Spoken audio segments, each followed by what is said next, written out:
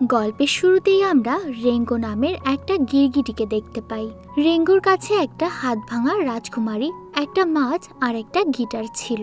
যদিও এগুলো সবকিছুই খেলনা, কিন্তু এই সবকিছু নিয়ে রেঙ্গোর দুনিয়া। আর সে একটা কাচের বক্সে বন্দি ছিল। আসলে শহরের এক দম্পতি তাকে পোষা প্রাণীর মতো পালতো, আর আমাদের রেঙ্গো তার নিজের দুনিয়া নিয়ে অনেক খুশি ছিল।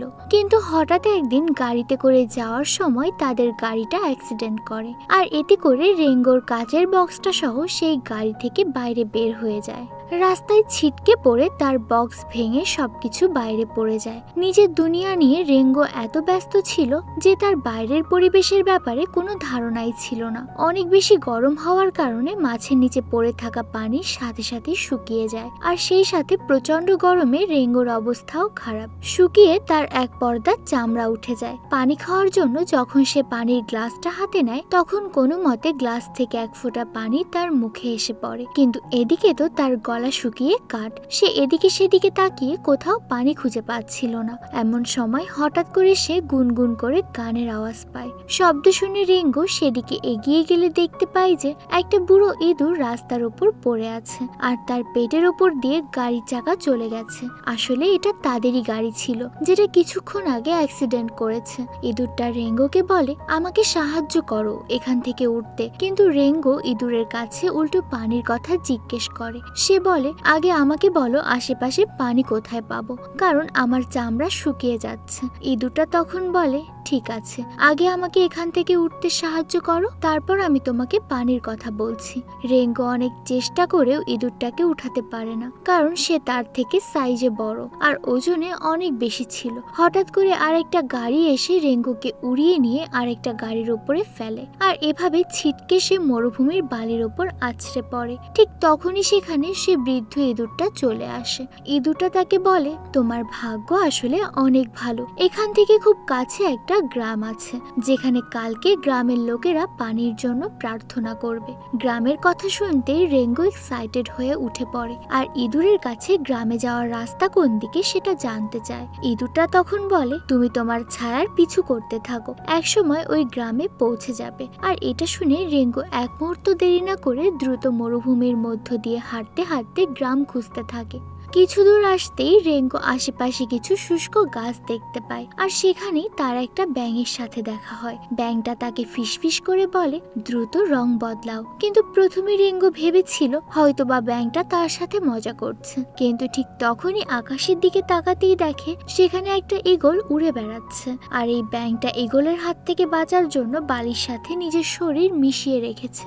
রেঙ্গো তখন ভয়ে সাথে সাথে ব্যাঙটার পাশে বসে পড়ে আর নিজের রং বদলানোর চেষ্টা করে। কিন্তু সে এত দ্রুত রং পাল্টাচ্ছিল যে ঈগলটা আকাশ থেকে খুব সহজেই তাকে দেখে ফেলে, কারণ উপর থেকে দেখে মনে হচ্ছিল যেন কোনো মিউজিক লাইট জ্বলছে নিচে। ঈগলটা রেঙ্গোকে শিকার করার জন্য তাকে তাড়া করতে শুরু করে। পালাতে পালাতে সে সামনে একটা কাচের বোতল দেখতে পায়, আর সেটার ভিতরে ঢুকে বসে পড়ে। ঈগলটা অনেক চেষ্টা করেও বোতলের ভেতরে বসে থাকা রেঙ্গোকে ধরতে পারছিল না, তাই সে বাধ্য হয়ে বোতলটাকে নিয়ে উপরে উঠতে শুরু করে, আর অনেকটা উপরে এসে কাচের বোতলটাকে ছেড়ে দেয়, কারণ সে জানে বোতলটা উপর থেকে নিচে পড়লেই ভেঙে যাবে আর রেঙ্গো তখন বাইরে বের হয়ে আসবে। কিন্তু বোতলটা সোজা এসে সেই বেচারা ব্যাঙের উপরেই পড়ে, আর এতে করে রেঙ্গো তো বেঁচে যায়। কিন্তু ঈগলটা এখন ব্যাঙটাকে দেখে ফেলেছে। রেঙ্গো আর ব্যাঙটা নিজেদের জীবন বাঁচাতে প্রাণপণে দৌড়ায়, কিন্তু ঈগল কিছুক্ষণের মধ্যেই ব্যাঙটাকে ধরে নিয়ে চলে যায়। হাঁটতে হাঁটতে রাত হয়ে যাওয়ায় রেঙ্গো একটা পাইপ লাইনের ভেতরেই ঘুমিয়ে পড়ে। আর ঠিক তখনই মরুভূমিতে থাকা সব গাছগুলো ভয়ঙ্কর রূপ নিতে শুরু করে। আসলে সে স্বপ্ন দেখছিল, আর তার স্বপ্নের মধ্যেই সেই খেলনা মাছটা এসে তাকে জিজ্ঞেস করে, তোমার বন্ধুরা কোথায়? হঠাৎ করে বিশাল এক পানির সুনামি চলে আসে। প্রচন্ড পানির ধাক্কায় রেঙ্গো বাইরে ছিটকে এসে পড়ে, কিন্তু এত পানি থাকার পরেও সেটা খাওয়ার আগেই মরুভূমির বালি সব শুষে নেয়। আর ঠিক তখনই সেখানে একটা মেয়ে গিরগিটি চলে আসে। এই মেয়েটার নাম বিন।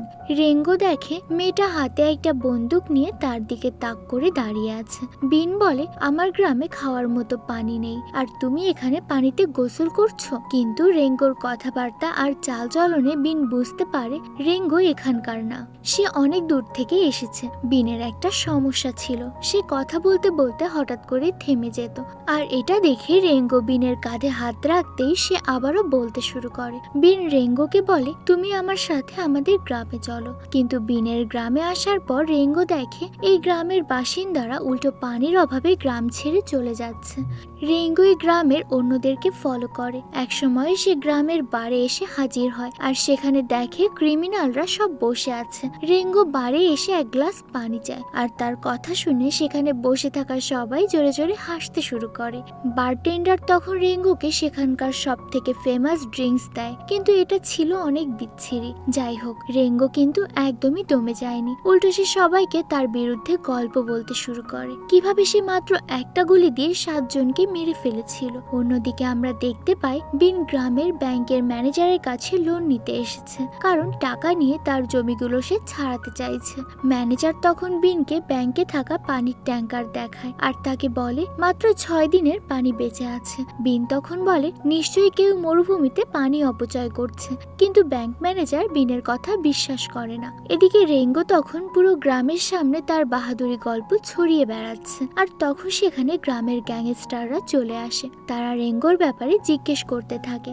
রেঙ্গো এতে একদমই ভয় পায় না, সে গ্যাংস্টারের মুখ থেকে তার সিগারেট ছিনিয়ে নেয়, আর টেবিলে রাখা ড্রিঙ্কস গিলে গ্যাংস্টারের মুখে আগুন ছুঁড়ে মারে। আর রেঙ্গোর এই আচরণে গ্যাংস্টার অনেক রেগে যায়। তাই গ্রামের নিয়ম অনুযায়ী তাদের দুজনের মধ্যে একটা প্রতিযোগিতা রাখা হয়, যে আগে গুলি করে প্রতিপক্ষকে মেরে ফেলতে পারবে সেই জিতে যাবে। প্রতিযোগিতা শুরু হতে যাচ্ছিল, ঠিক তখনই হঠাৎ করে গ্রামের সবাই লুকিয়ে পড়ে, এমনকি সেই গ্যাংস্টারও দৌড়ে সেখান থেকে পালিয়ে যায়।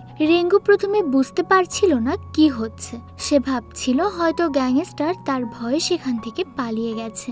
কিন্তু ঠিক তখনই সে পেছনে ফিরে তাকায়, সাথে সাথে তার কথা বন্ধ হয়ে যায়, কারণ তার পেছনে দাঁড়িয়ে ছিল এক বিশাল ঈগল। রেঙ্গো সাথে সাথে সেখান থেকে পালাতে শুরু করে, কিন্তু ঈগল অনেক বেশি শক্তিশালী আর দ্রুতগামী ছিল, তাই সে কিছুক্ষণের মধ্যে রেঙ্গোকে ধরে ফেলে। রেঙ্গো নিজেকে বাঁচানোর জন্য গুলি চালায়, কিন্তু গুলি গিয়ে সেখানে থাকা একটা রশিতে লাগে, আর সাথে সাথে রশি ছিঁড়ে গিয়ে উপরে থাকা বিশাল পানির ট্যাঙ্কি ঈগলের উপর পড়ে, আর ট্যাঙ্কের চাপা পড়ে ঈগল মারা যায়। যদিও এই সব কিছু ভুল করেই হয়েছিল, কিন্তু গ্রামের সবাই মনে করে রেঙ্গো নিশ্চয়ই বড় কোনো শিকারী, তাই তারা সবাই তাকে এই গ্রামের হিরো ঘোষণা করে। গ্রামের সবাই রেঙ্গোকে নিয়ে মেয়রের সামনে পেশ করে। এখানকার মেয়র ছিল একটা কচ্ছপ। মেয়র রেঙ্গোকে একটা ব্যাজ দিয়ে বলে, এখন থেকে তুমি এই গ্রামের রক্ষক, তাই ভুলেও কখনো গ্রামবাসীদের বিশ্বাস ভেঙো না।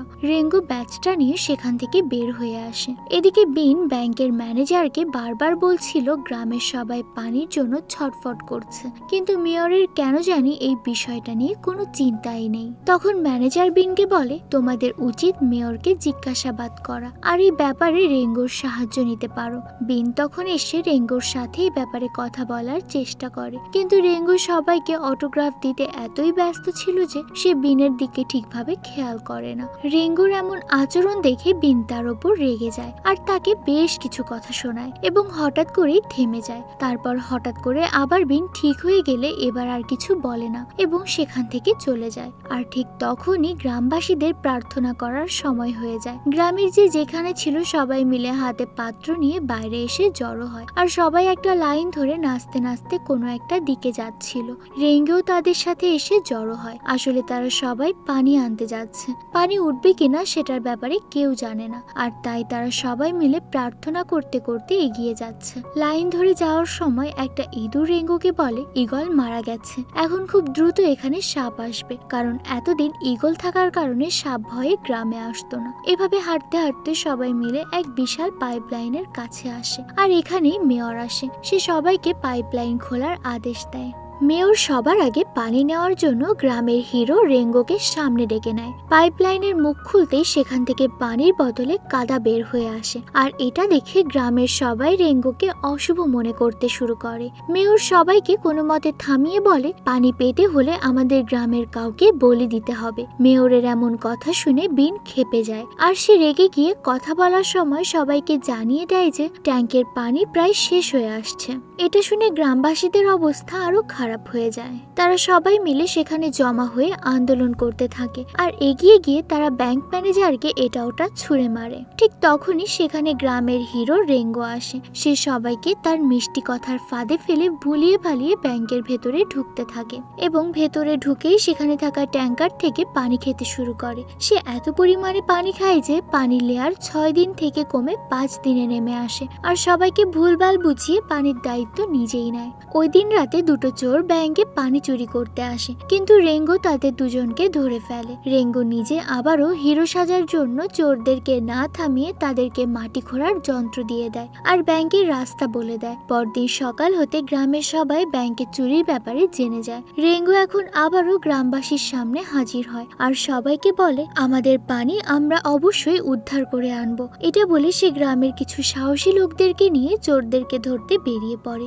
গ্রাম থেকে বেশ অনেকটা দূরে আসার পর তারা মাটির নিচে সরু গুহায় পাইপ লাইনের ভেতরে ঢুকে পড়ে। ভেতরে আসার পর রেঙ্গো সবাইকে পাইপ লাইন ফলো করে সামনে এগোতে বলে। এভাবে বেশ কিছু দূর আগানোর পর তারা মাথার ওপর আলো দেখতে পায়, আর সেখান থেকে বাইরে আসতেই তারা দেখতে পায় মরুভূমির ভেতরে সমস্ত গাছ শুকিয়ে গেছে। তখন গ্রামের একজন হঠাৎ করে সেখানে ব্যাংক ম্যানেজারের লাশ দেখতে পায়। তারা খুব ভালোভাবে দেখার পর বুঝতে পারে ব্যাংক ম্যানেজারকে এখানে পানিতে ডুবিয়ে মারা হয়েছে। সেই সাথে তারা সেখানে একজনের পায়ের ছাপও দেখতে পায়। রেঙ্গো আর বাকিরা ম্যানেজারের লাশটাকে সেখানেই পাখিদের জন্য রেখে দেয়। এরপর তারা আবারও সামনের দিকে এগোতে শুরু করে। এগোতে এগোতে অনেক রাত হয়ে গেলে তারা সবাই মিলে এক জায়গায় থেমে রাত কাটানোর সিদ্ধান্ত নেয়। রাতে খাওয়ার সময় তারা একে অপরকে বিভিন্ন ধরনের বাহাদুরির গল্প শোনাচ্ছিল, আর ঠিক তখন এই সুযোগে রেঙ্গো সবাইকে বলে, আমার গ্রামে একটা বিশাল সাপ ছিল। যদিও সে আমার সম্পর্কে চাচাতো ভাই ছিল, কিন্তু আমি তাকে মোটেও ভয় পেতাম না। তার বিষ আমি সকালের নাস্তার মতো খেতাম। রেঙ্গোর এসব আজগুবি গল্প শুনে গ্রামের সবাই নিজেদেরকে অনেক ভাগ্যবান মনে করছিল, কারণ তারা রেঙ্গোর মতো একটা হিরো পেয়েছে। সকালে উঠেই তারা সবাই মিলে পানি চুরি করা সেই চোরদেরকে খুঁজে পায়। তারা দেখতে পায় একটা গাড়িতে করে চোরগুলো একটা বিশাল পানির ট্যাঙ্ক নিয়ে যাচ্ছে। রেঙ্গো তখন তার গ্রামের সবাইকে একটা প্ল্যান দেয়, আর তার কথা মতো কাজ করে সবাই মিলে চোরগুলোকে ধরতে সক্ষম হয়। আসলে এরা ছিল এক বিশেষ ধরনের ইঁদুর যারা মাটির নিচে থাকতো। রেঙ্গো তখন চোরটাকে বলে, তোমার পরিবারে কে কে আছে তাকে ডাক দাও। চোর তার পরিবারের লোকদেরকে ডাকার সাথে সাথে মাটির নিচ থেকে অনেকগুলো ইঁদুর বের হয়ে আসে। পরিস্থিতি ভালো না বুঝতে পেরে রেঙ্গো তার লোকদেরকে নিয়ে পানির গাড়ি নিয়ে সেখান থেকে পালাতে শুরু করে, কিন্তু এখানেও বিপদ। ইঁদুরগুলো বাদুরের পিঠে চড়ে তাদের উপর আক্রমণ করে। রেঙ্গো আর তার সাথীরা অনেক চেষ্টা করেও শেষ রক্ষা করতে পারে না, কিন্তু গাড়ি উল্টে গেলে তারা দেখতে পায় গাড়িতে তো খালি ট্যাঙ্কার ছিল, সেটার ভিতরে কোনো পানি নেই। অবশেষে হতাশ হয়ে রেঙ্গো চোরদেরকে ধরে নিয়ে গ্রামে ফিরে আসে, কিন্তু গ্রামের সবাই অনেক হতাশ হয়েছিল যে তারা পানি ফিরে পায়নি। রেঙ্গো গ্রামের মেয়রের কাছে যায়। মেয়রের জুতোর নিচে রেঙ্গো সেই একই মাটি দেখতে পায় যেটা সে ম্যানেজারের লাশের পাশে দেখেছিল। মেয়র তখন রেঙ্গোকে একটা কনস্ট্রাকশন সাইট দেখায়। আসলে সে একটা নতুন শহর নির্মাণ করছিল। রেঙ্গো বুঝতে পারে নিশ্চয়ই মেয়র এটা থেকেই কিছু একটা করছে, তাই সে চুপচাপ আবার গ্রামে ফিরে আসে। মেয়র খুব চালাক একজন লোক ছিল, তাই সে খুব ভালোভাবে বুঝতে পারছিল রেঙ্গো নিশ্চয়ই তাদের সাথে থাকবে না, তাই সে গ্রামে সেই সাপটাকে আনতে বলে। সন্ধ্যার দিকে গ্রামের সবাই জেলের সামনে হাজির হয়। তারা সবাই মিলে পানি চোরদেরকে ফাঁসিয়ে দিতে যাচ্ছিল, কিন্তু রেঙ্গো কোনোভাবে তাদের সবাইকে থামিয়ে রাখে। ঠিক তখনই সেখানে একটা বিশাল সাপ এসে হাজির হয়। এটা আসলে সেই সাপটাই ছিল যাকে রেঙ্গো নিজের মন গড়া গল্পতে চাচাতো ভাই বানিয়েছিল, কিন্তু আসলে সে জীবনে প্রথম সামনাসামনি এত বড় একটা সাপ দেখছে। সাপটাকে দেখে রেঙ্গোর ভয়ে অবস্থা খারাপ হয়ে যায়। সাপটাও রেঙ্গোর সাথে মজা নেওয়ার জন্য তাকে এক গ্লাস বিষ দিয়ে বলে, নাও এটা ব্রেকফাস্ট ভেবে খেয়ে নাও। দাঁড়াও। রেঙ্গো চুপ করে দাঁড়িয়েছিল। তখন সাপটা গ্রামের সবাইকে রেঙ্গোর সব মিথ্যা কথা খুলে বলে। সবার সামনে রেঙ্গোকে মিথ্যাবাদী প্রমাণ করায় সে মাথা নিচু করে গ্রাম থেকে বের হয়ে যায়, কারণ আসলেই তো সাপটা যা কিছু বলছিল সবকিছুই সত্যি ছিল। রেঙ্গো নিরাশ হয়ে আত্মহত্যা করতে রাস্তায় চলে আসে, কিন্তু কোনো গাড়ি তাকে চাপা দিচ্ছিল না। এক সময় সে নিজেই রাস্তার পাশে শুয়ে পড়ে। একদল পোকা তাকে বয়ে মরুভূমি থেকে নিয়ে আসে। সকালে চোখ মেলতেই রেঙ্গো তার সামনে এই অঞ্চলের একটা দেবতাকে দেখতে পায়। দেবতা তাকে বলে, তোমার উচিত গ্রামে ফিরে যাওয়া, কারণ গ্রামের মানুষেরা তোমার ওপর বিশ্বাস করেছিল। এটা বলেই দেবতা সেখান থেকে চলে যায়। রেঙ্গো হঠাৎ করে তার পেছনে গুনগুন করে গানের শব্দ শুনতে পায়। সে পেছনে ফিরে দেখে সে বৃদ্ধ ইঁদুরটা দাঁড়িয়ে আছে। গল্পের শুরুতেই যার সাথে দেখা হয়েছিল। ইঁদুর রেঙ্গোকে একটা শুষ্ক এলাকায় নিয়ে আসে আর তাকে বলে, এখানে একসময় পানি থাক, আর ওই যে দূরে গাছগুলো দেখছো, ওই গাছগুলো পানির জন্য মরুভূমির মাটি ভেদ করে পানির দিকে এগিয়ে যায়। তারা দুজন গাছগুলোর পিছন পিছন এসে দেখতে পায় দূরে এক বিশাল শহর গড়ে উঠেছে, আর সেখানে পানি সহ সকল ধরনের সুযোগ সুবিধা আছে। আর এই শহরটা দেখতেই রেঙ্গোর মেয়রের কথা মনে পড়ে যায়। সে বুঝতে পারে নিশ্চয়ই মেয়র যে নতুন শহরটা বানাচ্ছে সেটার জন্য সে নিজেই পানি চুরি করছে। রেঙ্গো তখন আবারও গ্রামে ফিরে আসে আর গ্রামের সবাইকে মেয়রের প্ল্যানের ব্যাপারে বলে। এদিকে তখন মেয়রের রুমে মেয়র বিনকে ডেকে নিয়ে তার জমি ছিনিয়ে নিতে চায়। বিন মেয়রের প্রস্তাবে রাজি না হয় মেয়র বিনকে সেই সাপটার ভয় দেখাচ্ছিল। আর ঠিক তখনই রেঙ্গো বাইরে থেকে সাপটাকে মোকাবেলা করার জন্য চ্যালেঞ্জ করে। সাপ যখনই বাইরে বের হয়ে আসে আর মোকাবেলার জন্য রেঙ্গোর পাতানো ফাঁদে পা দেয়, সাথে সাথে মরুভূমি সেই জ্বলন্ত গাছগুলো পানির পাইপলাইন খুলে দেয়। সাথে সাথে গ্রামের সব ছিদ্রগুলো দিয়ে পানি ছিটকে বের হতে শুরু করে, আর পানির ধাক্কায় সাপটা উড়ে গিয়ে মাটিতে আছড়ে পড়ে। রেঙ্গো সাপকে গুলি করে মারতে যাবে, ঠিক তখনই মেয়র বিনকে তার রুমের ভেতরে নিয়ে যেতে বলে। মেয়র বিনকে মেরে ফেলার হুমকি দিয়ে রেঙ্গোর থেকে তার বন্দুকটা কেড়ে নেয় আর তাদের দুজনকে পানির ট্যাঙ্কে আটকে ফেলে। মেয়র ট্যাঙ্কের ভেতর পানির পাইপ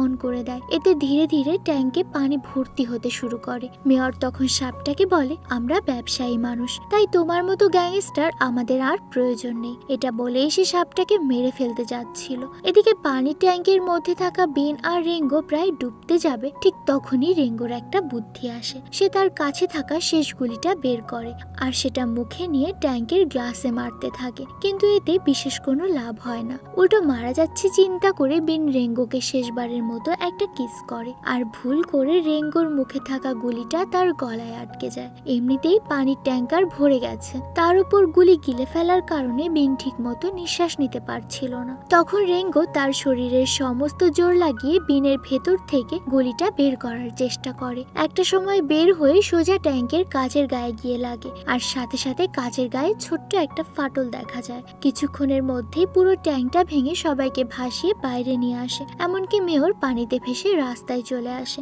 কিছুক্ষণ আগেই সেই সাপটাকে মেরে ফেলতে চাচ্ছিল, আর তাই এই সুযোগে সাপটা মেয়রকে নিয়ে আবারও পানির মধ্যে চলে যায়। আর এভাবে আমাদের রেঙ্গো গ্রামবাসীদের কাছে আবারও জিরো থেকে হিরো হয়ে যায়। আর এটাই ছিল এই চাপাবাজ গিরগিটির গল্প। যদিও সে প্রথমে মিথ্যা বলেছিল, কিন্তু সময়ের প্রয়োজনে সে সাহস দেখিয়েছে। তো আমাদের আজকের গল্পটা আপনাদের কেমন লাগলো অবশ্যই আমাদেরকে কমেন্ট করে জানাতে ভুলবেন না।